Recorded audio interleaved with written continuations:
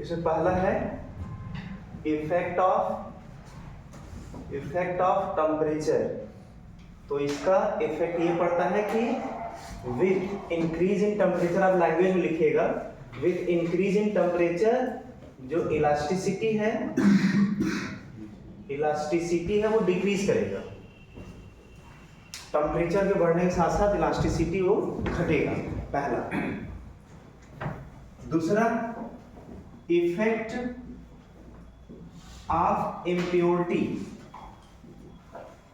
Effect of impurity,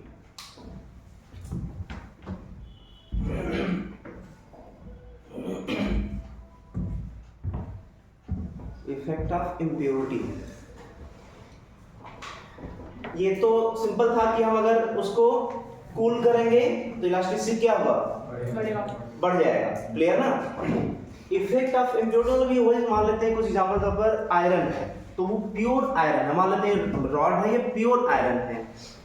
तो impurity का मतलब ये हुआ कि कोई दूसरा एटम इसके अंदर इंट्रोड्यूस कराना, उसको इम्प्योरिटी बोलते हैं। आयरन में जैसे एग्जांपल के तौर पर हम लोग एंट्री करा दिए कार्बन का, तो अगर आयरन में कार्बन का एंट्री कराएंगे तो उसको बोलते हैं स्टील बोलते हैं। क्या बोलते हैं? स्टील में ऐसा नहीं केवल कार्बन और आयरन का ही मिक्सअप होता है, उसमें मोलिब्डेनम से लेकर के बहुत सारे और भी मेटल होते हैं जिसको हम मिक्स कराते हैं और उसको जो है उसका स्ट्रेंथ बढ़ाने के लिए कि जल्दी वो टूटे ना या मुड़े ना वगैरह वगैरह। लेकिन बेसिकली हम लोग बोल सकते हैं स्टील मतलब आयरन में हम लगभग 1 या 2% कार्बन को जब एंट्री कराते हैं तो एक तरह से वो इम्प्योर हो गया, जो प्योर आयरन था वो इम्प्योर हो गया। तो एग्जाम्पल के तौर पर ये नाम लिया। तो बताइए इम्प्योरिटी के एंट्री करने से क्या प्रभाव पड़ेगा इलास्टिसिटी पर? तो नहीं, तो यहाँ पर किसको एंट्री करा रहे हैं? क्या वो ज्यादा इलास्टिसिटी वाला एंट्री करा रहा है या कम इलास्टिसिटी वाला एंट्री करा रहा है? जैसे आयरन का जो भी इलास्टिसिटी होगा, अच्छा इलास्टिसिटी का मतलब कल हम डेफिनेशन बता चुके थे, मतलब जिसके पास अपना टेंडेंसी होता है कि अगर हम बाहरी उसको डिस्टर्ब करें तो ऑटोमेटिकली वो क्या करेगा, अपने ओरिजिनल पोजीशन पर ला देगा, तो उसको बोलते हैं इलास्टिसिटी। तो अगर किसी एक प्योर मटेरियल में जो दूसरे वाले का एंट्री हो रहा है अगर वो ज्यादा होगा इलास्टिसिटी वाला तो ये बढ़ेगा, और अगर कम इलास्टिसिटी वाले इम्प्योरिटी को एंट्री कराएंगे तो घटेगा। क्लियर ना? तो इसमें जो है इफेक्ट ऑफ इम्प्योरिटी में ये लिख लीजिए इसमें कि depends on the nature of impurity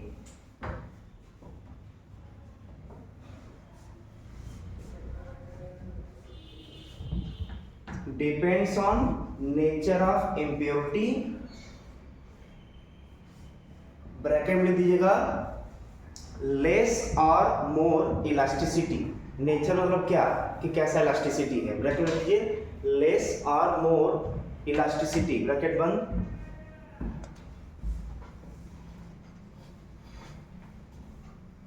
क्या लिखे अभी? Nature of impurity. Nature of impurity मतलब लेस जो है इलास्टिसिटी है या क्लियर। जैसे इसमें अगर हम रबड़ की बात करें और स्टील की बात करें, क्लियर ना, तो इसमें कौन ज्यादा इलास्टिसिटी किसके पास ज्यादा होगा? तो स्टील के पास होता है। ये अभी मैथमेटिकली हम आगे प्रूव भी करेंगे। क्लियर ना? तो इसमें ये नेचर डिपेंड करेगा, बस इतना ही लिखिएगा। तीसरा लिखिए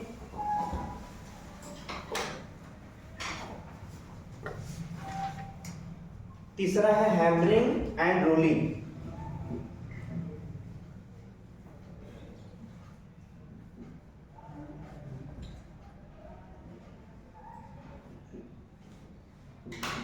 हैमरिंग एंड रोलिंग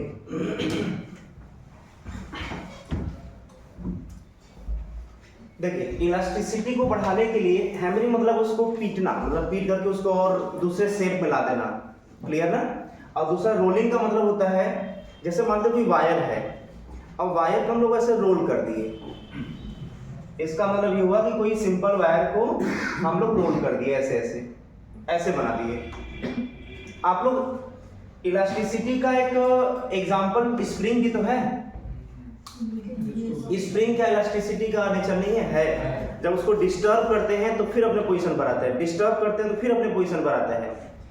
तो वायर की जगह हम लोग वायर को रोल कर देते हैं, तो ये भी इलास्टिसिटी इसके अंदर भी है, इसके अंदर भी है, लेकिन ये मोर इलास्टिसिटी रहता है, इसको हम इसलिए यूज भी कर पाते हैं। तो हैमरिंग में भी जैसे अगर कोई इस तरीके से ज्यादा क्रॉस सेक्शन एरिया वाला है, इसको खींच करके कम क्रॉस सेक्शन वाला एरिया में बना दे, या हैमरिंग उसको पीट करके और उसको ज्यादा एरिया उसका बना दे, तो उसका इलास्टिक बढ़ जाता है। क्लियर ना? मतलब उसको हैमरिंग करके पीट करके अगर उसका एरिया बढ़ा दिया तो उसका इलास्टिसिटी बढ़ता है। क्लियर ना? इसको लिख लीजिए कि due to hammering and rolling, due to hammering and rolling, elasticity will be increase, elasticity will be increase।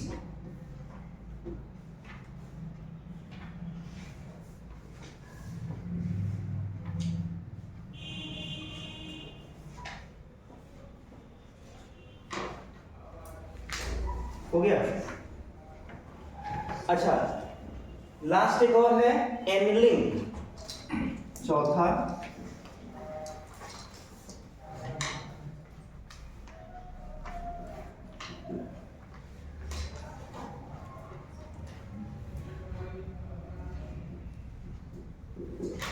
एनलिंग में मतलब ये हुआ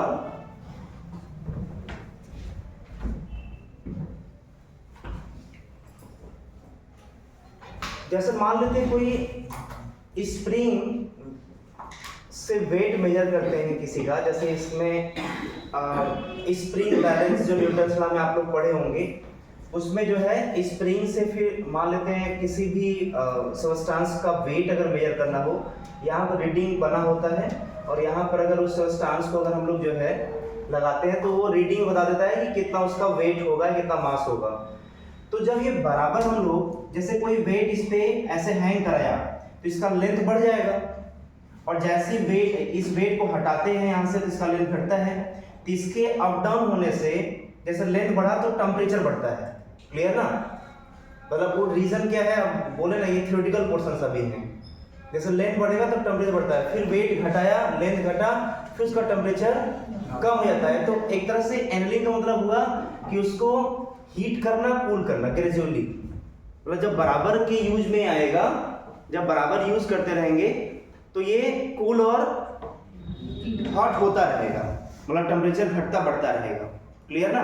तो उसके टेम्परेचर घटने बढ़ने से भी उसी बोलते हैं एनलिंग मेथड। इससे भी उसका इलास्टिसिटी क्या होता है, घटता है, क्योंकि टाइम टू टाइम जब ये एक तरह से यूज में आता जाएगा तभी तो एक समय आता है जिसको फिर हटा देते हैं, फिर नया कोई स्प्रिंग बैलेंस लेकर के आते हैं उसको वेट मेजर करने के लिए। आपको इसको इस ट्रिक से याद करना है कि कोई भी अगर बराबर यूज में आएगा स्प्रिंग बैलेंस, एक समय ऐसा आएगा कि वो खराब होगा और हम लोग हटा देंगे। तो खराब होने का मतलब उसका इलास्टिसिटी गायब हो रहा है। खराब होने का मतलब उसका इलास्टिसिटी गायब हो रहा है, तो उसका जो मेजर करने का मेथड होगा, जो एक्यूरेसी होगा, वो खराब होता जाएगा। आप इस ट्रिक से भी इसको दिमाग में बैठा सकते हैं। तो एनलिंग मेथड का मतलब क्या होता है, किसी भी इलास्टिसिटी मटेरियल को ग्रेजुअली कूल एंड हॉट करते रहना, जिसकी वजह से उसका इलास्टिसिटी क्या होता है, लॉस होता है। तो इसमें लिख लीजिए कि एनलिंग method it means annealing method, it means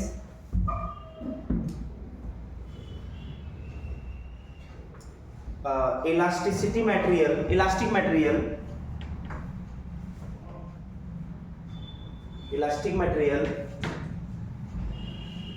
gradually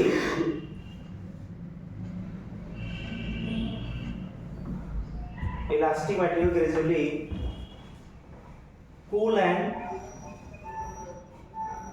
and heated, gradually cool and heated.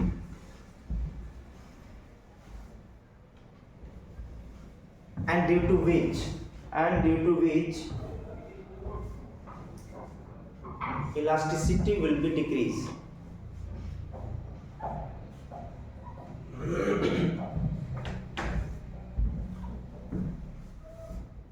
Elasticity will be decreased.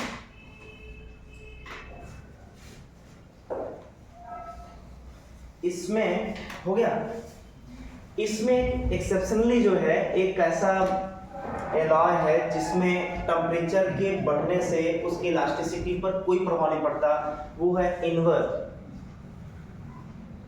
इनवर ये एलॉय है जो आयरन और निकल से मिलकर बना होता है। क्लियर? यही एक ऐसा मटेरियल जिसका टेम्परेचर बढ़ाने पर भी इलास्टिसिटी में कोई प्रभाव नहीं पड़ता। क्लियर ना? तो इस वाले में लिख लीजिएगा इसको कि इनवर जो ये एलॉय है जो आयरन और निकल से मिलकर बना होता है, इनवर आयरन और निकल से मिलकर बना होता है और टेम्परेचर बढ़ने पर उसकी इलास्टिसिटी को कोई प्रभाव नहीं पड़ता। टेम्परेचर बढ़ने पर उसकी इलास्टिसिटी में कोई प्रभाव नहीं पड़ता।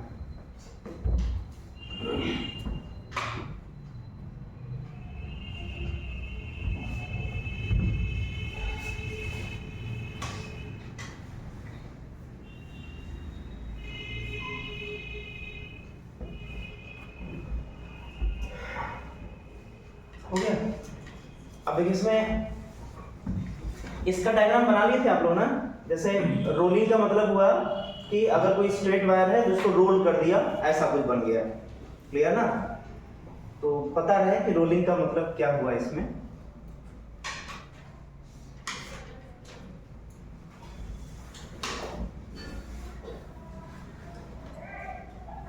कि अब जैसे अगर हम अभी जितना भी 4 पॉइंट बताए हैं, अगर एग्जाम के व्यू से हम बात करें कि नीट में सर इसका क्या इंपॉर्टेंस है, कैसे क्वेश्चन आ सकता है, अगर आपको हेडिंग याद है तो आपको काम बन जाएगा। और किस पर कैसे डिपेंड कर रहा है। ग्रेजुअली वो तो क्या था, एक्सेप्शनल था ना। तो कभी भी अगर बोलेगा कि क्या टेम्परेचर बढ़ने पर इलास्टिसिटी घटता है, तो ये सही होगा। एक्सेप्शन को लेकर के दिमाग में डाउट नहीं लाना है। जनरली ऑब्जेक्टिव क्वेश्चन में टेम्परेचर के बढ़ने पर इलास्टिसिटी घटेगा, ऐसा नहीं बोलेंगे कि घट भी सकता है बढ़ भी सकता है, ऐसा नहीं होगा। क्लियर ना?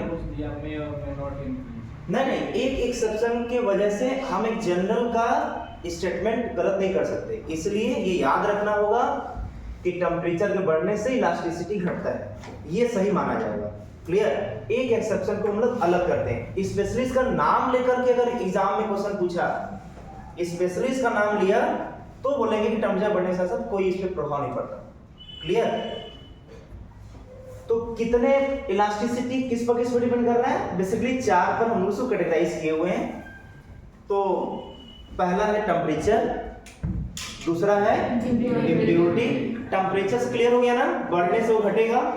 दूसरा इम्प्योरिटी पर क्या प्रभाव है, वो उसके नेचर पर डिपेंड करेगा कि इसके अंदर इम्प्योरिटी जो एंट्री कर रहा है वो किस टाइप के नेचर का है।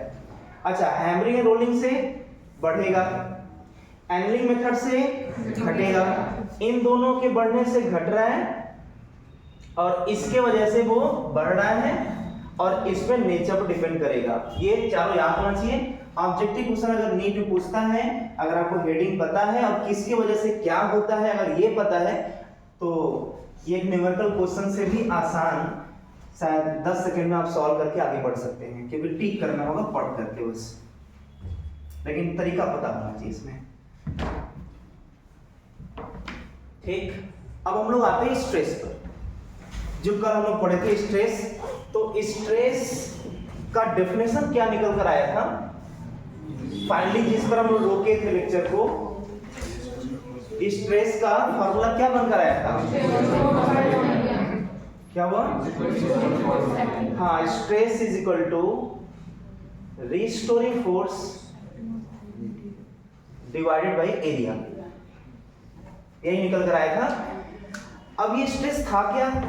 ये स्ट्रेस था किसी एक्सटर्नल फोर्स को जब हम लगाते थे, आप डायग्राम को याद करिए कल वाले लेक्चर में। किसी भी रॉड पर या किसी भी मटेरियल पे जब एक्सटर्नल फोर्स लगाते थे तो उसके अंदर एक रिस्टोरिंग फोर्स डेवलप होता था जो उसको उसके ओरिजिनल शेप एंड साइज में लाने के लिए रिस्पॉन्सिबल था। वही फोर्स रिस्टोरिंग फोर्स कहलाता है। उसी में एरिया से डिवाइड करेंगे तो स्ट्रेस आएगा। तो ये जो स्ट्रेस डेवलप हो रहा है क्या वो बाहरी की वजह से हो रहा है या उसके इंटरनल फोर्स की वजह से हो रहा है? ये कभी भूलना नहीं है। स्ट्रेस जो है वो कभी भी बाहरी फोर्स डिवाइडेड बाय एरिया नहीं होता है, बल्कि internal force divided by area होता है। ये जो है ऑब्जेक्टिव क्वेश्चन थ्योरेटिकली पूछ सकता है कि जो stress equal to force by area होता है उसमें फोर्स किसकी वजह से डेवलप होता है, एक्सटर्नल फोर्स की तरफ से या फिर इंटरनल। क्लियर है? अब देखिए इसी स्ट्रेस को जो है हम लोग 3 कैटेगरी में बांटते हैं। मतलब स्ट्रेस कहां कहां डेवलप हो सकता है, प्रैक्टिकली हम लोग देखते हैं कि कहां कहां हम स्ट्रेस को डेवलप कर सकते हैं। देखिए तो इसमें हेडिंग दे दीजिए types of stress. Types of stress.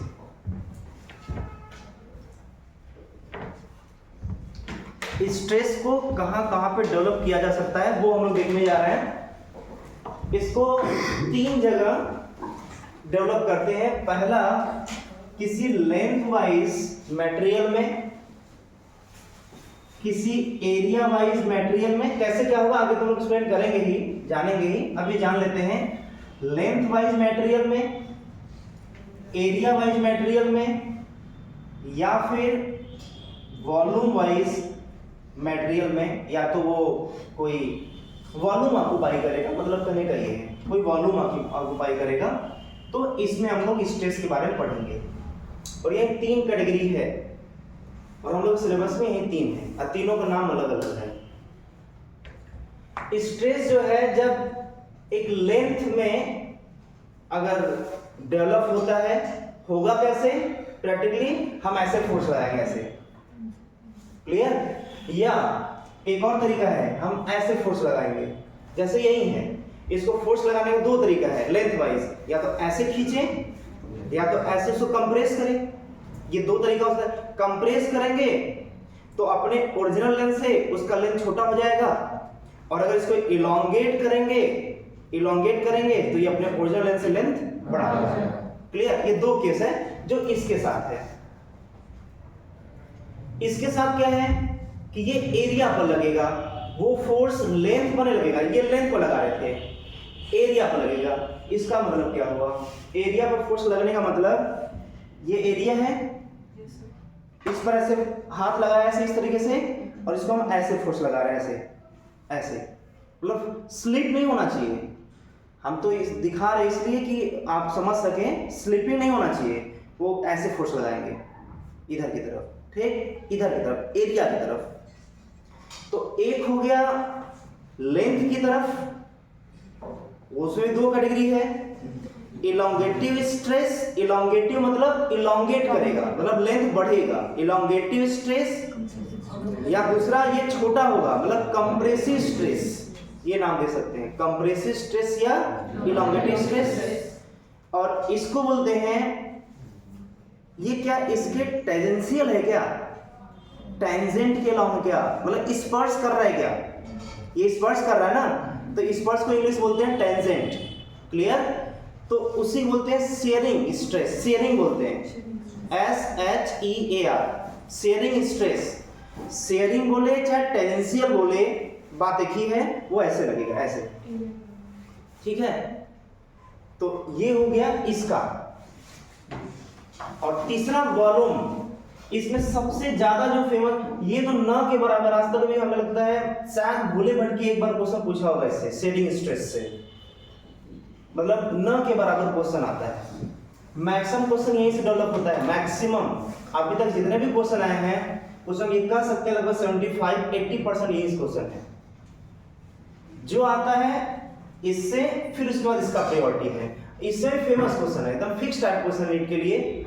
जैसे मान लेते हैं हम बैलून लेते हैं या फिर गेंद लेते हैं, क्लियर, जो इलास्टिक गेंद होता है, अगर उसको चारों तरफ से हम फोर्स लगाएं तो उसका वॉल्यूम घट जाएगा। जो अगर कोई इलास्टिक बॉल है, इसको चारों तरफ से अगर फोर्स लगाएं तो जो इसका वॉल्यूम स्टार्टिंग में था उससे इसका वॉल्यूम घट जाएगा। होगा क्या, जब उसका वॉल्यूम घटेगा तो वो अपने ओरिजिनल शेप में फिर आना चाहेगा। तो आप कभी भी गेंद को उस तरह से कंप्रेस करिए, चारों तरफ से कंप्रेस करिए, आपको ये महसूस होगा कि जैसे अपना हाथ हटाएंगे वो हमारे हाथ को बाहर धक्का देना चाह रहा है, कि बाहर धक्का दे करके फिर वो अपने ओरिजिनल पोजीशन पर आना चाहता है। तो जैसी बॉल को हम चारों तरफ से फोर्स लगाए तो हमें खुद फील होता है कि वो हमें धक्का दे रहा है कि हटिए, हम अपने ओरिजिनल पोजीशन पर आए। तो जो हटाने की कोशिश कर रहा है वो उसके इंटरनल फोर्स की वजह से, जो हाथ को हटाने की कोशिश कर रहा है वो क्या है, उसके इंटरनल फोर्स के वजह से हाथ को हटाने की कोशिश कर रहा है। तो जो उसके अंदर इंटरनल फोर्स डेवलप हुआ है वही रिस्टोरिंग फोर्स है। जो उसके अंदर फोर्स जनरेट हुआ, जो मेरे हाथ को हटाना चाह रहा है, वही अंदर वाला फोर्स रीस्टोरिंग फोर्स है। क्लियर? तो वो रीस्टोरिंग फोर्स और एरिया कौन सा, क्योंकि स्ट्रेस का फॉर्मूला क्या होता है, फिर से दोबारा बोलिए आप लोग। अच्छा, इलास्टिसिटी किस पर डिपेंड करता है, बोलिए अपने मुंह से चारों बार। टेम्परेचर पर, ह्यूमिडिटी पर, हैमरिंग एंड रोलिंग पर, और उसी तरह स्ट्रेस क्या होता है, रीस्टोरिंग फोर्स डिवाइडेड बाई कितने कैटेगरी में बांटा गया है, जिसमें पहला लेंथ के लिए है, दूसरा एरिया के लिए है, और तीसरा सबसे इंपॉर्टेंट ये है, उसके तुलना में ये फिर सबसे निग्लेजिबल एक तरह से इंपॉर्टेंट ये। क्लियर?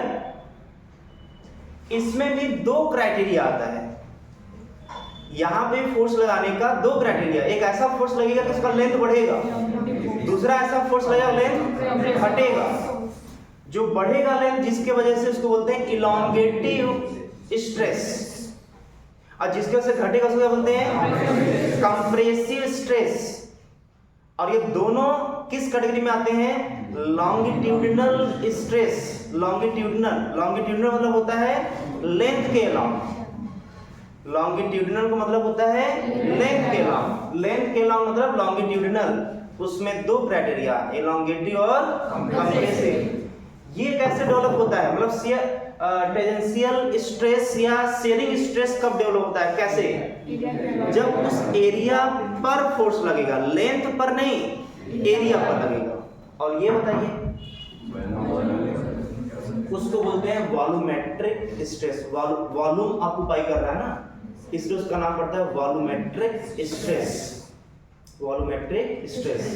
इसमें कैसे क्या होता है, अगर इसको फील करना है तो हम किसी इलास्टिक बॉल को लेकर के चारों तरफ से फोर्स लगाएं, फोर्स लगा उसका वॉल्यूम कम करते हैं, तो ये हमें महसूस होता है कि बॉल जो है हमारे हाथ को हटाना चाहता है, हटा करके वो बॉल अपने ओरिजिनल शेप में आना चाहता है। तो जो उसके अंदर का टेंडेंसी है हाथ हटाने के लिए, उसके अंदर का जो ये फोर्स डेवलप हुआ है, वही अंदर का फोर्स क्या कहलाता है, रिस्टोरिंग फोर्स। तीनों केस में क्या होगा कि फार्मूला नहीं बदलेगा। स्ट्रेस का मतलब restoring force divided by area, ये फार्मूला कहीं भी बदलने वाला नहीं है, चाहे लेंथ हो, चाहे एरिया हो, चाहे वॉल्यूम हो। अच्छा, मान लेते हैं कि वो इस तरीके का सिलेंड्रिकल शेप में है, कोई बॉडी, इलास्टिक बॉडी है, वो सरफेस पर रखा हुआ है और फोर्स को हम ऐसे लगा दिए।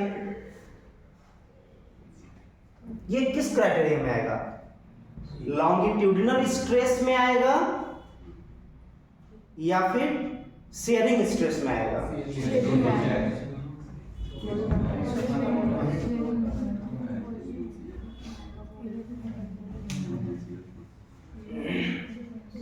बताइए,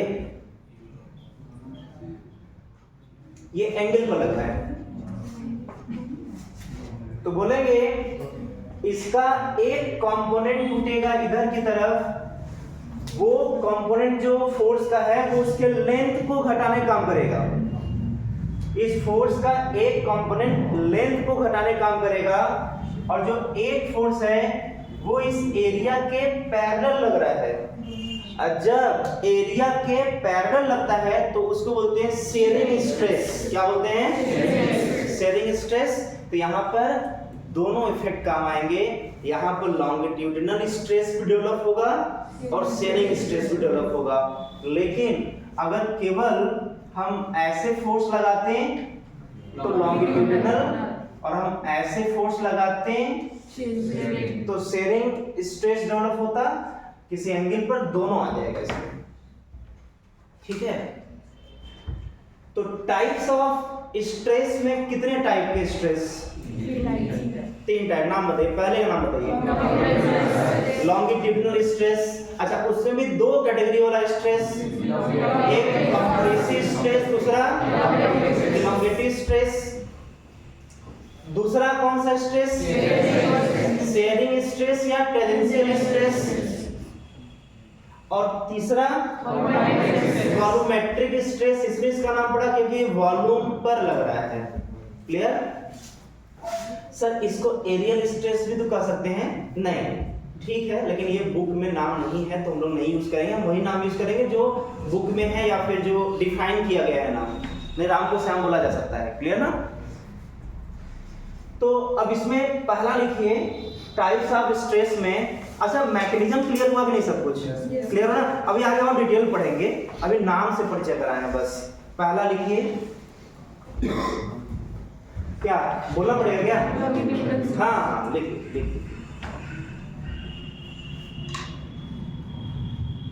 पहला लॉन्गिट्यूडिनल स्ट्रेस।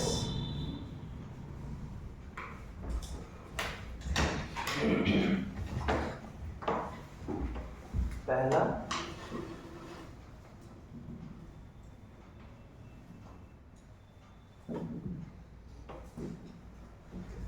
लॉन्गिट्यूडिनल स्ट्रेस उसको लिख सकते हैं कि जैसे जब लेंथ के लॉन्ग एक्सटर्नल। अच्छा, स्ट्रेस भी डेवलप ऑटोमेटिक नहीं होता है, स्ट्रेस भी डेवलप होता है बाहरी की वजह से। ये अलग बात है कि स्ट्रेस उसके अंदर डेवलप होता है, लेकिन डेवलप कराने वाला बाहरी होता है। जैसे इसके ऊपर बाहरी फोर्स लगता ही नहीं, तो क्यों इसके अंदर स्ट्रेस डेवलप होता? तो स्ट्रेस डेवलप होता है अंदर, लेकिन इसके लिए जिम्मेदार होता है बाहरी वाला। ठीक है। तो यहाँ पर ये लिख सकते हैं कि when force is applied along, अपने भाषा में लिख लीजिए, जब फोर्स जो है उसके लेंथ के अलोंग लगता है। जब फोर्स किसी लेंथ के अलोंग लगे तो उसके अंदर लॉन्गिट्यूडिनल स्ट्रेस डेवलप होता है। When force is applied along the length of the wire or material, then longitudinal stress will be developed.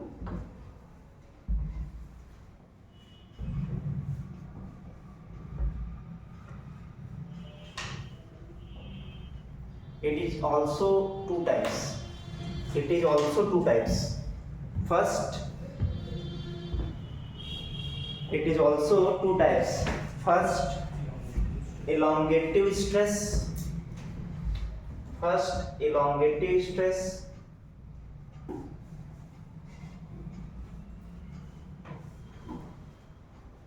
And second, दूसरा है compressive stress.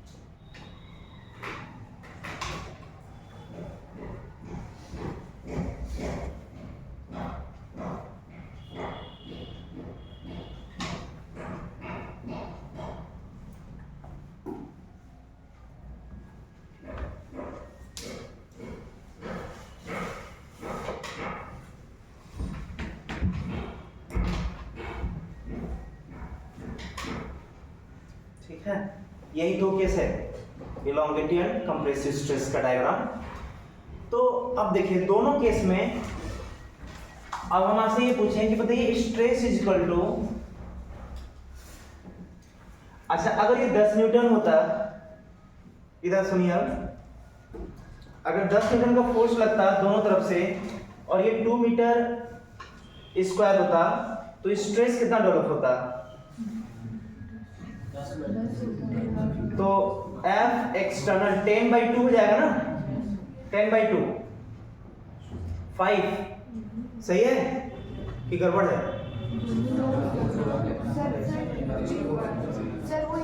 अच्छा यूनिट लिखना भूल गए थे, अच्छा हाँ ये भी तो लिखा जाता है, यही है, सही है। यही पर कॉन्सेप्ट में समझना है। जैसे आप बुक में पढ़ेंगे, क्वेश्चन लगाएंगे, आपको न्यूमेरिकल में 99% क्या लगभग हर जगह जो एक्सटर्नल फोर्स दिया जाता है उसी में एरिया से डिवाइड करते हैं। एक तरह से बुकलेट में तो हर क्वेश्चन में ही है कि जितना एक्सटर्नल फोर्स लगता है उसी में एरिया से डिवाइड करते हैं, जो आता है उसको बोलते हैं स्ट्रेस बोलते हैं। लेकिन हम क्या बोले थे कि सर यहाँ पर एक्सटर्नल फोर्स नहीं होता, यहाँ पर इंटरनल फोर्स होता है, ये गलत है। लेकिन हम क्यों तब एक्सटर्नल फोर्स को लेकर के सॉल्व करते हैं? इसलिए क्योंकि जब हम इधर से ऐसे फोर्स लगा रहे हैं तो इंटरनल फोर्स इधर फोर्स लगाता है जो रिस्टोरिंग फोर्स है। तो स्वाभाविक सी बात है कि अगर ये दोनों बराबर ना हो तब तो या तो वो इलोंगेट होता रहेगा, कब? जब ये दोनों बड़े हो जाएंगे इन दोनों से ज्यादा ये हो गया तो बढ़ता ही जाएगा, या फिर इन दोनों से ये ज्यादा हो गया तो घटता जाएगा। बात समझ रहे हैं कि ये ज्यादा होगा तो उसको बढ़ाता जाएगा, ये इंटरनल फोर्स ज्यादा होगा तो घटाता जाएगा। तो जब ये फार्मूला हम कब लिख पाते हैं? एफ एक्स, अब देखिए अब स्ट्रेस का फार्मूला ये डेवलप होना, यही बनने जा रहा है। अब ये सही हो जाएगा कब? F external divided by area. अब यही फार्मूला स्ट्रेस का बन जाएगा, लेकिन कंडीशन है क्या? Eight equilibrium condition. F external divided by area ये कब होगा? Eight equilibrium condition. कैसा इक्विलिब्रियम कंडीशन? जब F external F restoring force, जब ये दोनों बराबर होंगे तो ये वैलिड होगा स्ट्रेस इक्वल टू। भाई उसके अंदर का फोर्स हम कैसे महसूस कर सकते हैं? बाहर के ही माध्यम से ना। हम कितना लगा ये जान सकते हैं, वो कितना लगा वो कैसे पता चलेगा? वो पता चलेगा यहां से कि अगर वो अपने एक जगह स्थिर हो गया, अगर ये अपने एक जगह स्थिर हो गया, ना लेंथ बढ़ा ना लेंथ घटा, तो इसका मतलब हुआ कि बाहरी और अंदर का फोर्स बराबर नहीं समझ में। पक्का समझ आ गया? तो ये formula stress equal to F external divide by area, क्या ये सही है गलत? ये एक स्पेशल केस में सही है जब इंटरनल फोर्स मतलब रिस्टोरिंग फोर्स एफ एक्सटर्नल के बराबर होगा। आपको न्यूमेरिकल क्वेश्चन जो बुकलेट में आज कम से कम 25-30 क्वेश्चन देंगे, 25 क्वेश्चन करीब मिलेगा होमवर्क, उन सभी में जहां जहां यूज होगा स्ट्रेस को लेकर के ये फार्मूला, यहां पर हर जगह आप यही यूज करेंगे, एफ एक्सटर्नल यूज करेंगे। ठीक है, तो इसको लिख लीजिए। क्या लिखना है? ये डायग्राम अब न्यूमेरिकल यहां पे एग्जांपल हटा दे रहे हैं हम, क्लियर ना? अब लिख लीजिए stress is equal to F external divided by area. ये वैलिड होगा तब जब दोनों बराबर होंगे।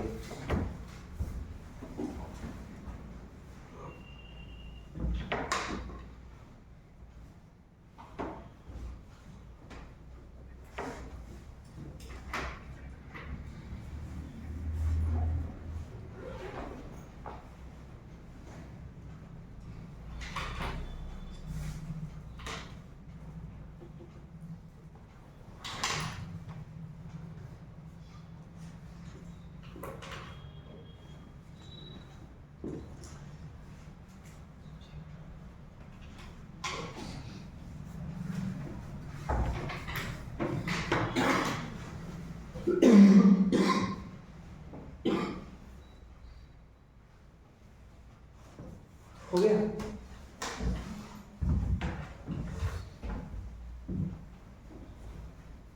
अच्छा elongative में क्या होता है, लेंथ बढ़ता है घटता है, length will be increase and compressive में लेंथ विल बी डिक्रीज। ये अपना जानते रहिएगा आप लोग। सेकंड क्या आएगा इसमें, शेयरिंग स्ट्रेस। यूनिट का चक्कर सब कोई दिक्कत नहीं है ना, न्यूटन पर मीटर स्क्वायर। अच्छा ये किसी फिजिकल क्वांटिटी के यूनिट से मैच कर रहा है क्या, किससे, प्रेशर। फोर्स अपॉन एरिया वो भी तो होता है, तो क्या इसको प्रेशर कहा जा सकता है कि नहीं, स्ट्रेस को, बोलिए। प्रेशर इक्वल टू होता है फोर्स अपॉन एरिया, तो इसको यूनिट तो मैच कर रहा है, न्यूटन पर मीटर स्क्वायर, यूनिट तो मैच कर गया प्रेशर से, तो क्या स्ट्रेस को प्रेशर कह सकते हैं क्या? नो सर नहीं, नो का मतलब आपको पता होना चाहिए रीजन भी, क्यों बताइए? नहीं वो रीजन नहीं है, ये भी परपेंडिकुलर था ना, देखिए इस सरफेस के परपेंडिकुलर फोर्स लग रहा है, ये ऐसे लग रहा है, हाँ तो लेंथ के अलाउंग लग रहा है, तो एरिया तो है ना इसका ए, तो एरिया के परपेंडिकुलर तो फोर्स लगा रहे हैं, तभी लॉन्गिट्यूड स्ट्रेस आ रहा है। सर स्ट्रेस में रिस्टोरिंग फोर्स लग रहा है। हाँ ये मेन रीजन है। स्ट्रेस इक्वल टू ये अंदर वाला फोर्स डिवाइडेड बाय एरिया है। अब प्रेशर में क्या होता है, ये है अंदर वाला, अंदर, और प्रेशर में क्या होता है, ये बाहरी होता है बाय एरिया। इसको प्रेशर कहा जा सकता है F एक्सटर्नल डिवाइडेड बाय, इसका फॉर्मूला कहा गया ये, इसको प्रेशर कह सकते हैं। प्रेशर कब डेवलप होता है, जब हम बाहरी फोर्स लगाते हैं। प्रेशर कब डेवलप होता है, और स्ट्रेस तब डेवलप होता है जब इंटरनल फोर्स डेवलप होता है। क्लियर ना, ये बेसिक डिफरेंस है। कभी गलती से भी फोर्स अपॉन एरिया देख करके इसको प्रेशर मत कहिएगा, क्योंकि ये इंटरनल फोर्स के वजह से है, ठीक है ना। तो ये बेसिक डिफरेंस है, नोट कर लीजिए इसको। स्ट्रेस प्रेशर से अलग है। स्ट्रेस आता है अंदर के फोर्स से, प्रेशर आता है बाहर के फोर्स लगने के वजह से, लेकिन दोनों यूनिट और डायमेंशन सेम होंगे।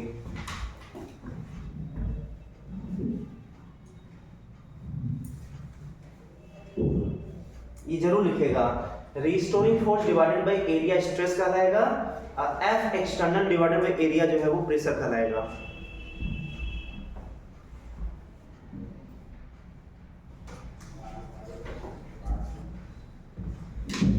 Restoring force divided by area जो है स्ट्रेस कहलाएगा,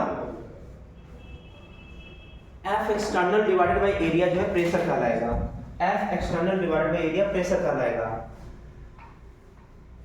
दोनों एक फिजिकल क्वांटिटी नहीं है, दोनों डिफरेंट हैं। क्लियर? हाँ ये अलग बात है कि एक स्पेशल केस में, बोलिए, एक स्पेशल केस में स्ट्रेस और प्रेशर क्या हो सकते हैं, बराबर। सेम। बराबर होने मतलब एक नहीं हो सकते हैं, बराबर हो सकते हैं, एक नहीं हो सकते। चलिए दूसरा है शेयरिंग स्ट्रेस।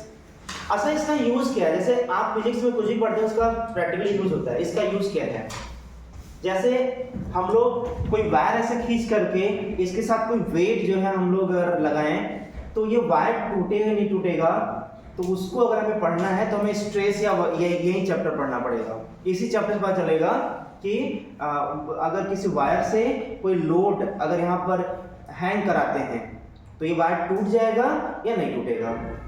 सर ये कौन सा, ये प्रैक्टिकली बहुत यूज तो है नहीं, लेकिन हम जब क्वेश्चन करेंगे तो हमें पता चलेगा।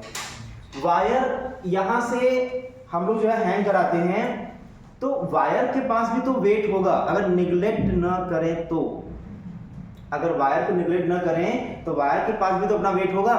तो आगे क्वेश्चन ये भी आएगा कि सीलिंग से वायर को फिक्स करके हिंज्ड करके हम उसको अगर नीचे ऐसे छोड़ते जाएं तो वायर को कितना लेंथ हम बढ़ा दें कि यहाँ से टूट जाए जहाँ से हिंज्ड है।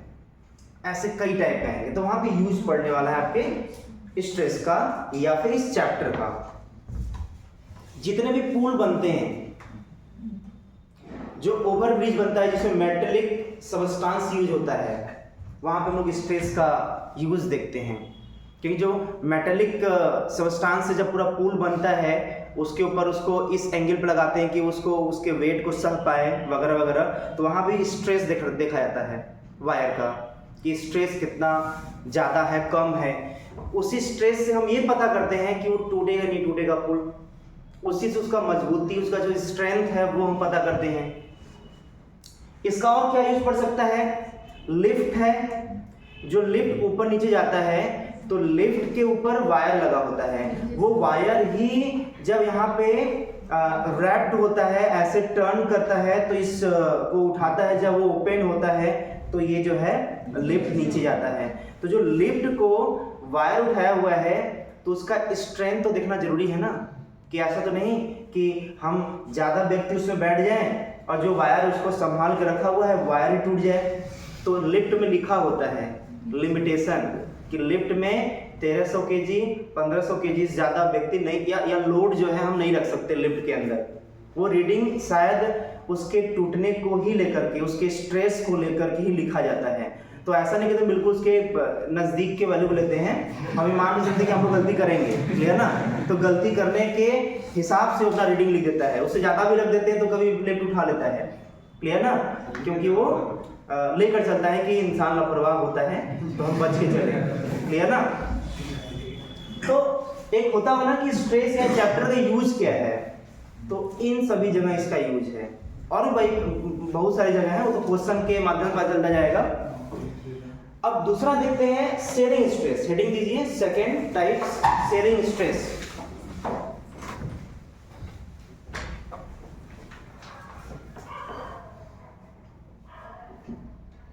शेयरिंग स्ट्रेस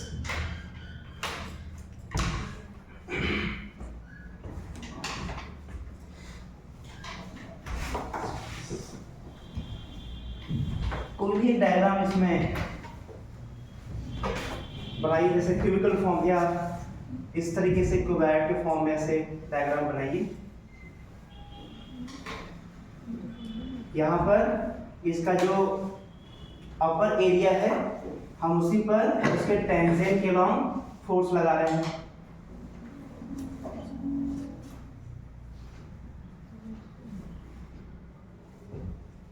टेंजेंट के लॉन्ग फोर्स लगा रहे हैं।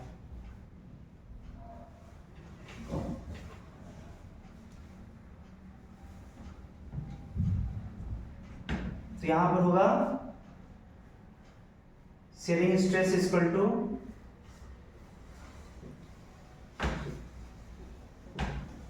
शेयरिंग स्ट्रेस इक्वल टू क्या होगा बताइए।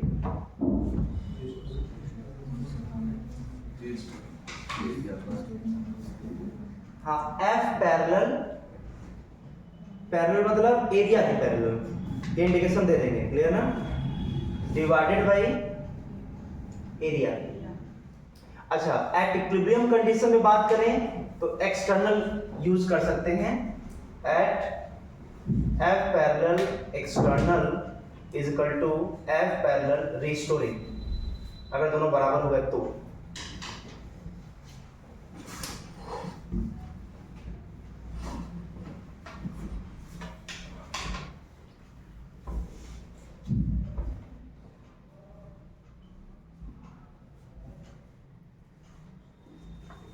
External divided by area.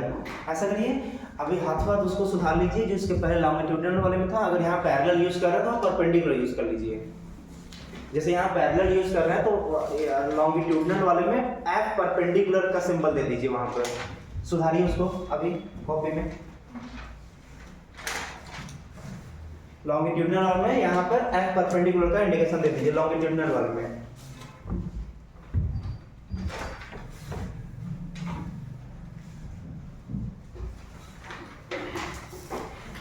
अब देखिए इसमें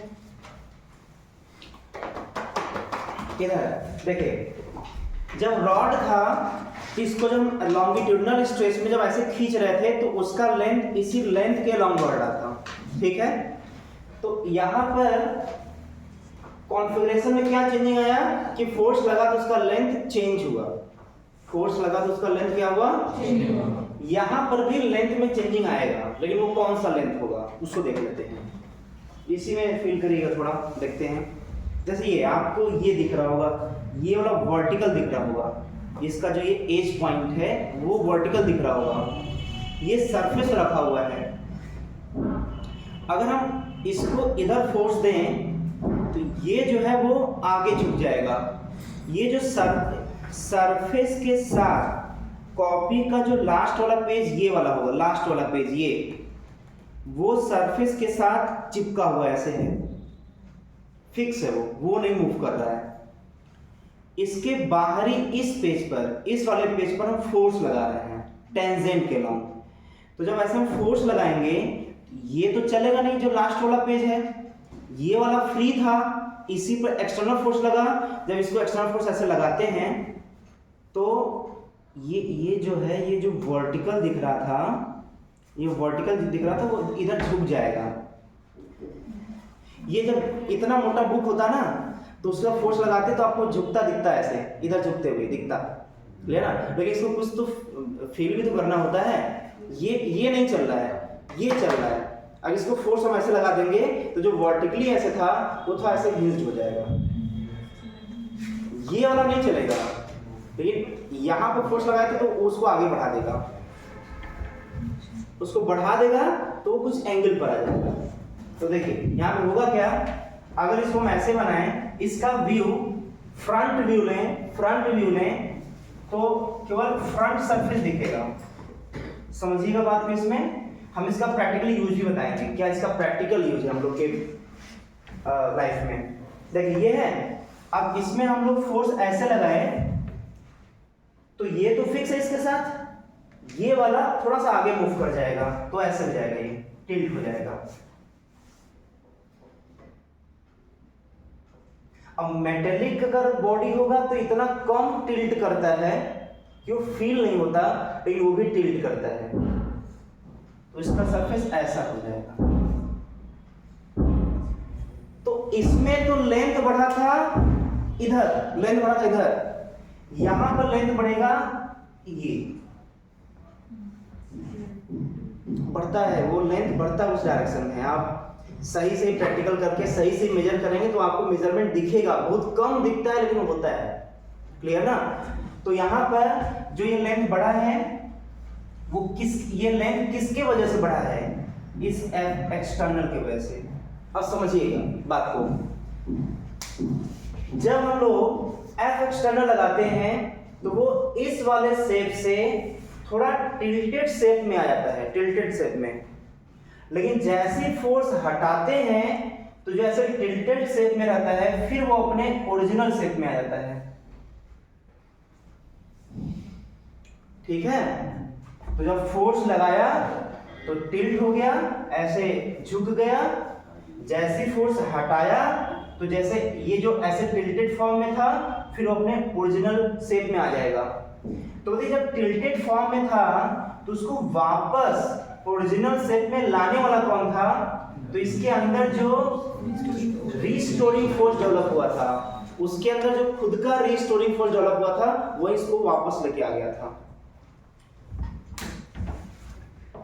पता नहीं ये नहीं फील हो रहा होगा, लेकिन ये आप फील कर सकते हैं डायग्राम बना करके। ऐसा होता भी है, ऐसा होगा।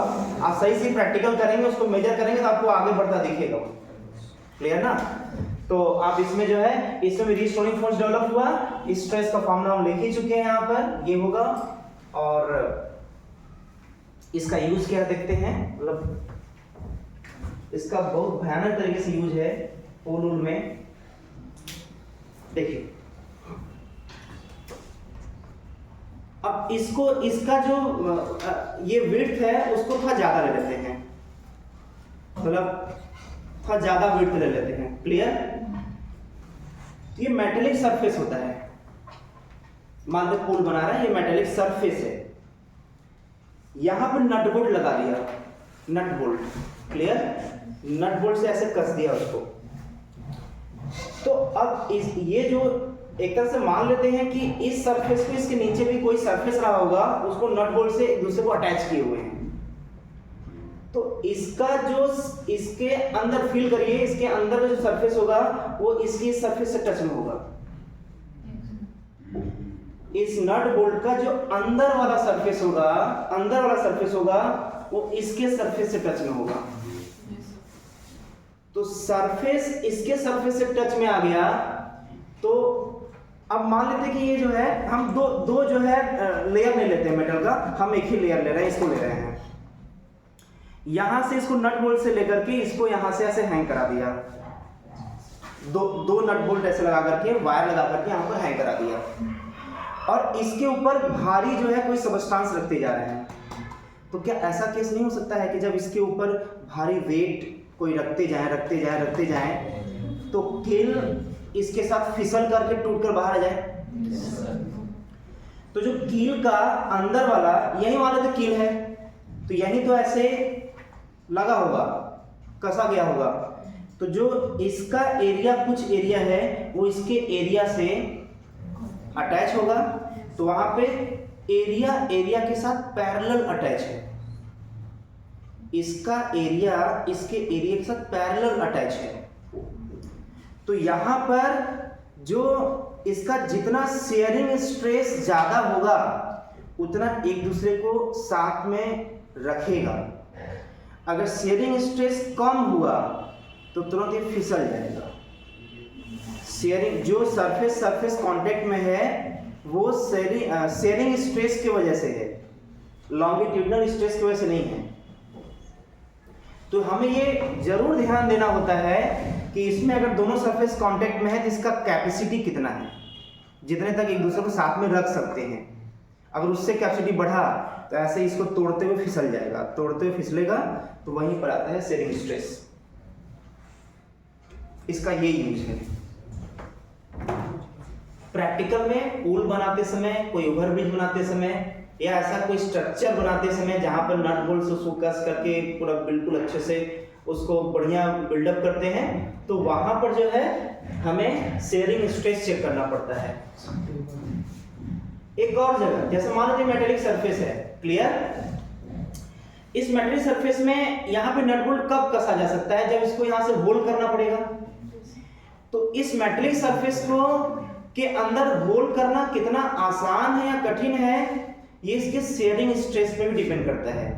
जैसे इसी में से मान लो हम ये होल कर रहे हैं, तो ये टुकड़ा बाहर निकलेगा, तो इसका जो बाहरी सरफेस है वो इसके बाकी जो बचे हुए पोर्शन है उसके साथ ये अटैच रहा होगा, तो उसका एरिया एक दूसरे से अटैच रहा होगा।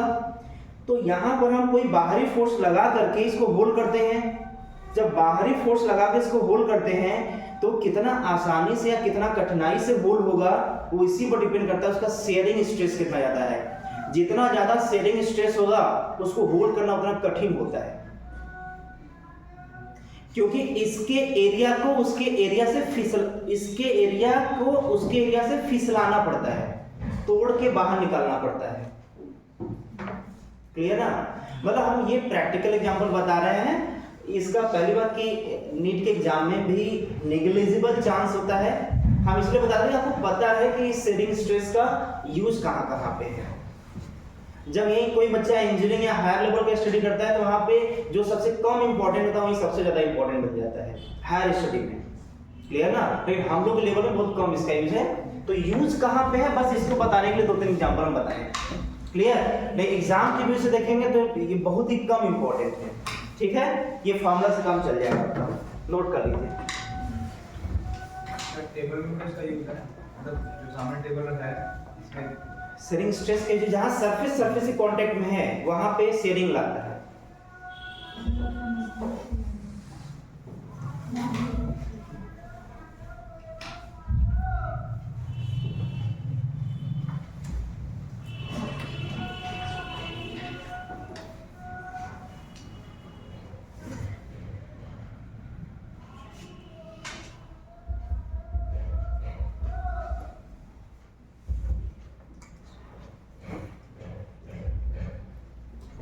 हो गया?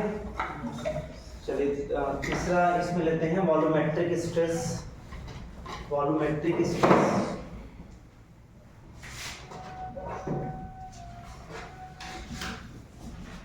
वॉल्यूमेट्रिक स्ट्रेस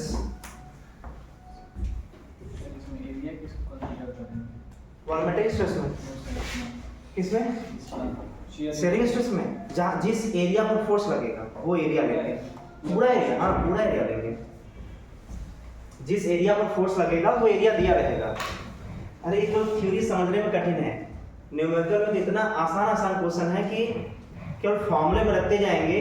हम क्यों बोलते रोटेशन में कि बाकी के चैप्टर आसान है, इसका न्यूमेरिकल क्वेश्चन लगाइएगा, इसका हर एक न्यूमेरिकल क्वेश्चन बिल्कुल ही आसान बच्चों जैसा है। जो थोड़ा समझना है, दिमाग लगाना है, इन सब में दिमाग लगाना है थ्योरेटिकल पोर्शन में। क्लियर? वॉल्यूमेट्रिक स्ट्रेस देखिए, इसमें मान लेते हैं अगर वो क्यूबॉइड या क्यूबिकल फॉर्म में है बॉडी इस तरीके से, या स्फेरिकल फॉर्म में है, तो इसमें जो फोर्स लगता है वो चारों तरफ से लगता है।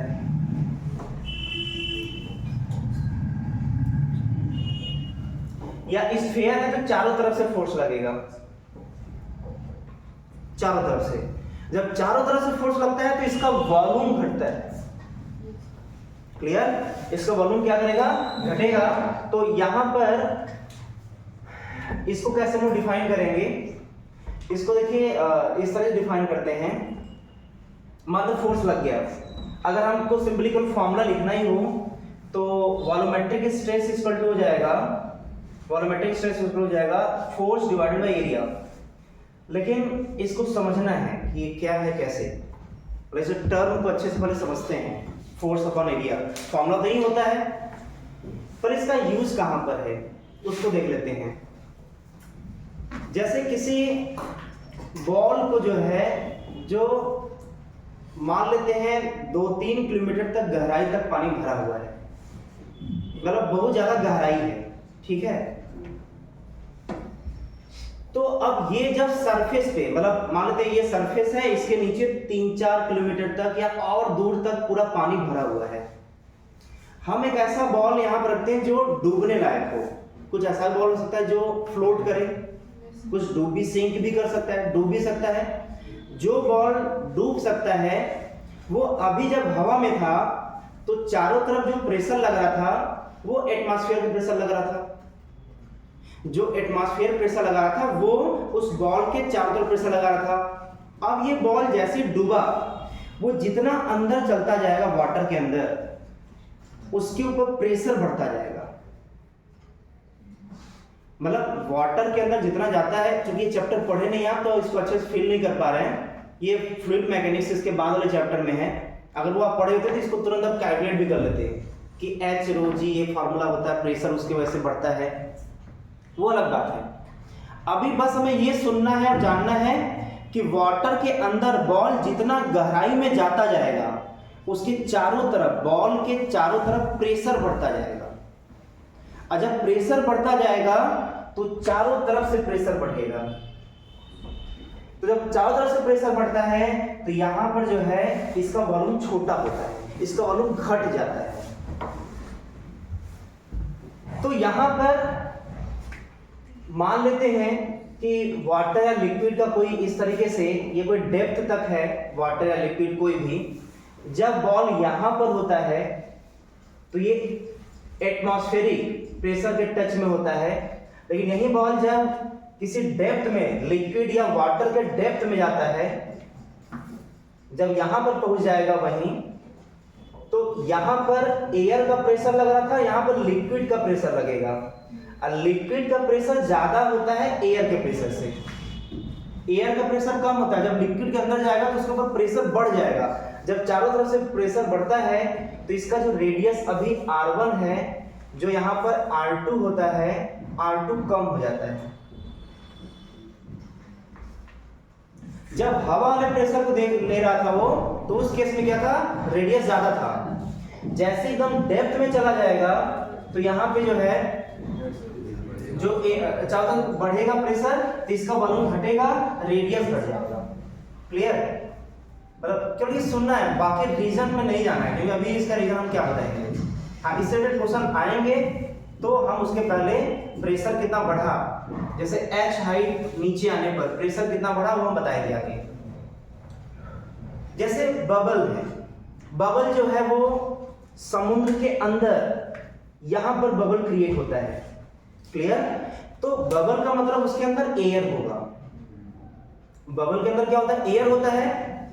तो वो हल्का होने की वजह से, एयर है तो हल्का होगा, तो वो बबल जो है नीचे से ऊपर जाता है। और जब ये नीचे से ऊपर जाता है तो इसका जो एरिया है, इसका जो रेडियस है, वो जैसे से ऊपर जाता है उसका रेडियस बढ़ता चला जाता है।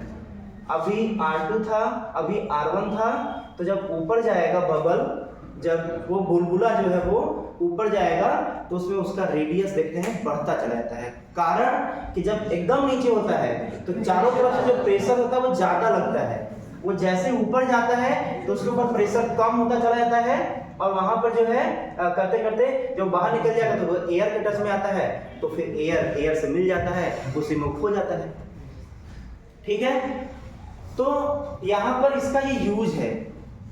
और हमें लगता है कि जितना भी हम लोग के नीट में आया हुआ है या फिर जितना बुकलेट में क्वेश्चन मिलेगा, सब में लगभग जो हमें याद आ रहा है क्वेश्चन हम देखे हुए हैं सर, तो उसमें सब में जो है इसी टाइप का है कि यहाँ पर है तो प्रेशर कुछ और है, अंदर गया तो प्रेशर कुछ और है, तो वहां पर स्ट्रेस क्या होगा, एक फिक्स टाइप का क्वेश्चन ये है उसके लिए, और कोई टाइप का क्वेश्चन नहीं मिलेगा इसमें।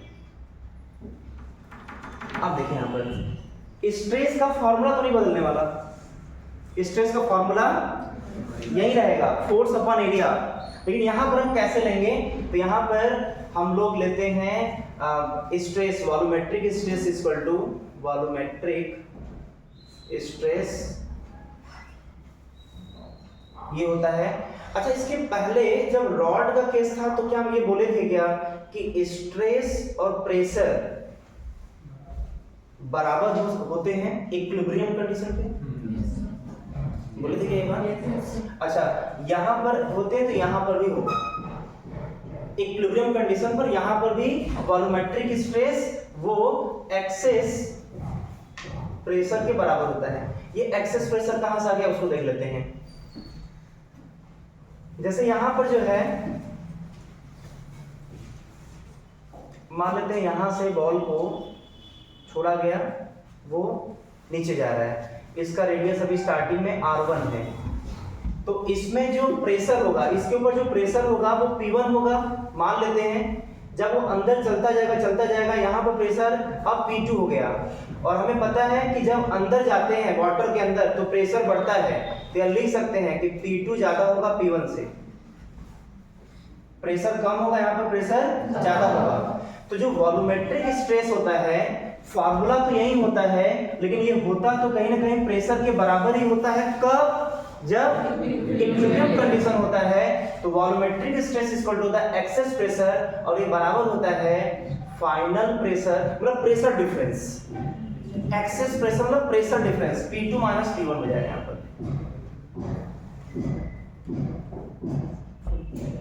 यहाँ पर ये P2 और P1 हो जाएगा, और बता तो रहे हैं ये जितना बता रहे हैं बस यही आएगा।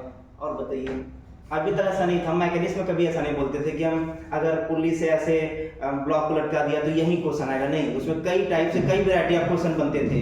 रोटेशन में हम अलग अलग तरीके के क्वेश्चन कराते थे, यहाँ कुछ ऐसा होने वाला नहीं है, यहाँ तो वायु की तरह याद करना है इसको है।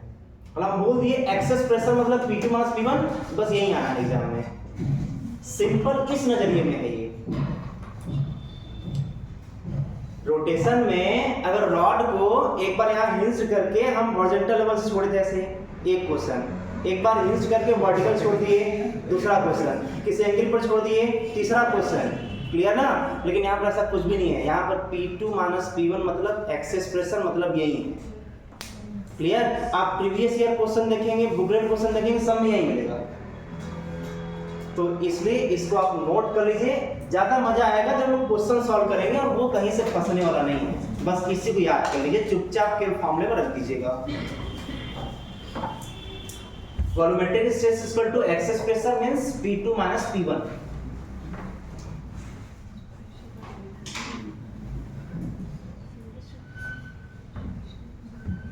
Access pressure P2 minus P1।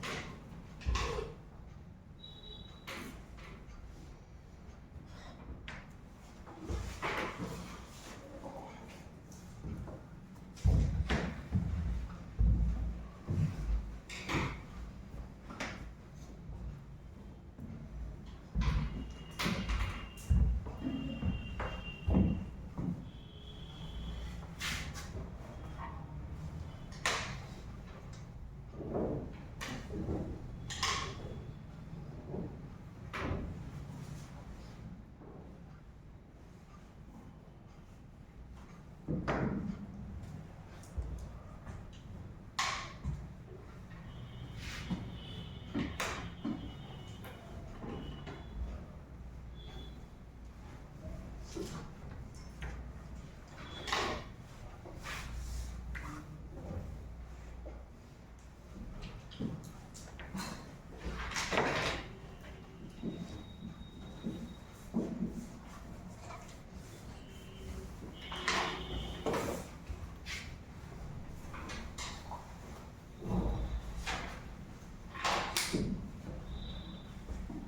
गया यहाँ तक। अब आइए आते हैं स्ट्रेन पर। इसके पहले भी क्या चल रहा था, स्ट्रेस। अब आएंगे स्ट्रेन पर। स्ट्रेन हेडिंग दीजिए, स्ट्रेन।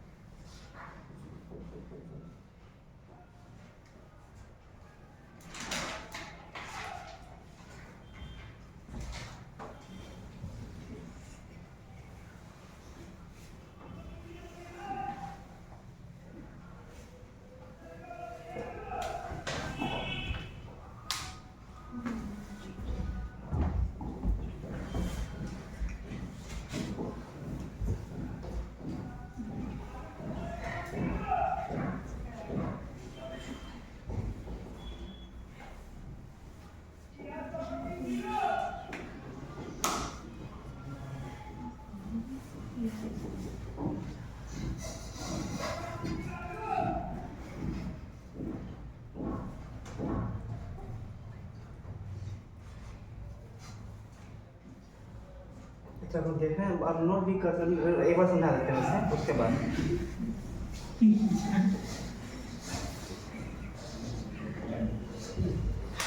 देखिए इसमें जो है,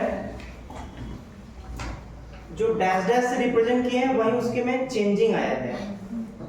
कॉन्फ़िगरेशन में चेंजिंग जहां जहां आया है, जो डैश डैश आप देख रहे हैं तीनों डायग्राम में, वो है क्या, चेंज इन कॉन्फ़िगरेशन। मतलब जो कॉन्फ़िगरेशन पहले था उसमें चेंजिंग ये है। जो भी कॉन्फ़िगरेशन ओरिजिनल ये था, चेंज इन ये है। जो भी कॉन्फ़िगरेशन ये था उसमें चेंज इन ये है। ये जो वॉल्यूम है, वॉल्यूम घट गया है, वो चेंज इन है। ठीक है, तो स्ट्रेन का डेफिनेशन ये है कि change in configuration divided by original configuration.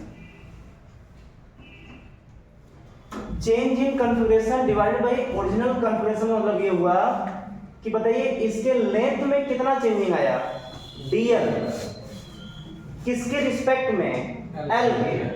तो यहां हो जाएगा dl by l। ठीक, यही है स्ट्रेन। लेकिन स्ट्रेन का मतलब, ट्रेन का मतलब क्या हुआ, तीन टाइप का ट्रेन। कौन कौन सा बताइए, तीन टाइप कौन कौन सा, वो नहीं पैसेंजर।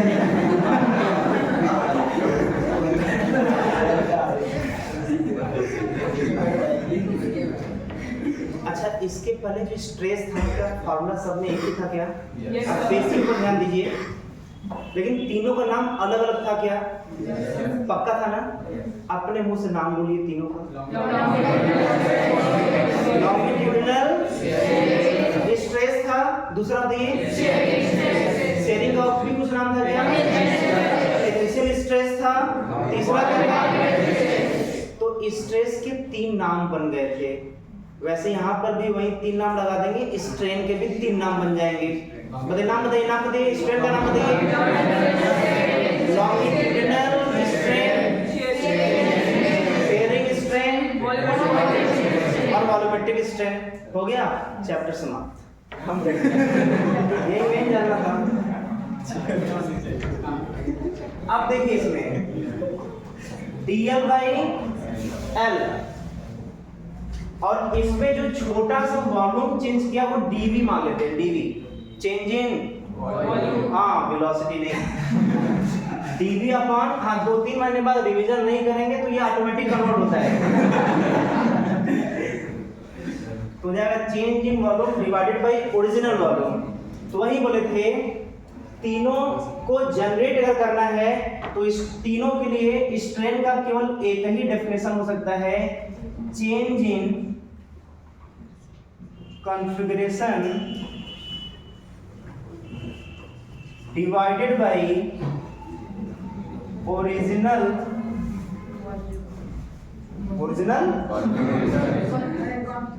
एक जगह नहीं चिपकना है, हर जगह चिपक जाए। ओरिजिनल कॉन्फ़िगरेशन ठीक है। अब ध्यान सुनिएगा, इसी स्ट्रेन का नाम यहाँ पर क्या पड़ेगा, लॉन्गिट्यूडिनल स्ट्रेन। यहाँ पर यही क्या बन जाएगा, शेयरिंग स्ट्रेन। यहाँ पर क्या बन जाएगा, बायोमेट्रिक स्ट्रेन बन जाएगा। और कुछ बोलने वाले थे, भूल गए। हाँ इसमें जो है देखिए ये जो लेंथ में चेंजिंग है वो लेंथ के लॉन्ग है, लेंथ के लॉन्ग है। लेकिन यहाँ वाला जो चेंज इन लेंथ है ये एरिया जिसमें फोर्स लग रहा है उसके लॉन्ग है। लेंथ L और DL देखेंगे आप ध्यान से तो सर 90 डिग्री पर है। L DL 90 डिग्री पर है, यहाँ पर L और DL 0 डिग्री पर है। क्लियर ना। तो ये इसका डिफरेंस है, बेसिक डिफरेंस है कि शेयरिंग स्ट्रेन में 90 डिग्री पर एंगल बना रहा है, लेंथ और मतलब ये दोनों 90 डिग्री पर है और ये दोनों 0 डिग्री पर है। क्लियर। तो नाम लिख दीजिए यहाँ पर, हाँ लॉन्गिट्यूडिनल स्ट्रेन। ये सबका क्या है, ये सबका बेसिक फार्मूला है, यहीं से सब आता है।